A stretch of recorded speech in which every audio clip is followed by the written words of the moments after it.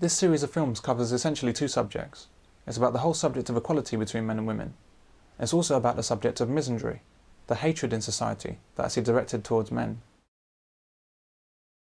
I first became interested in male-female relations years ago, during Wimbledon. And also because of the classic quiz show, The Krypton Factor.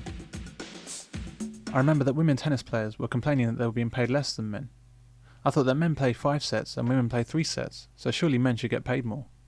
But female players argued that they were just as popular as male players, and so should get the same money.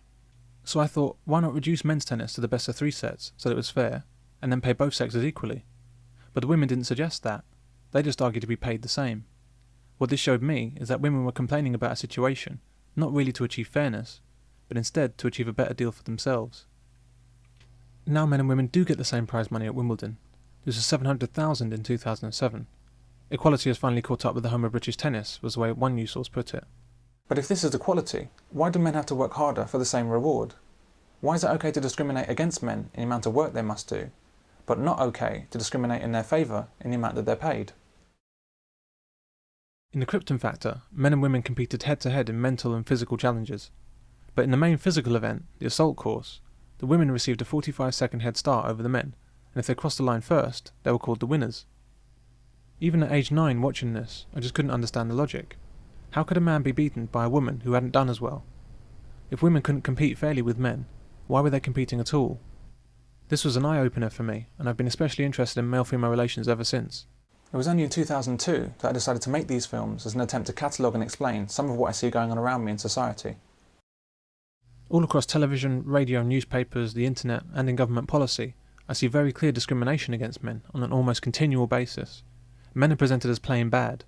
Men are portrayed as evil, criminal and abusive, or else pathetic and unnecessary. Men seem to be under sustained attack in the media. I'm a man, and I don't recognise myself in any of these portrayals. I also don't recognise my friends or family. I've looked extensively into the reasons behind this depiction of men, and it's led me to a number of conclusions about just what's going on in our society today.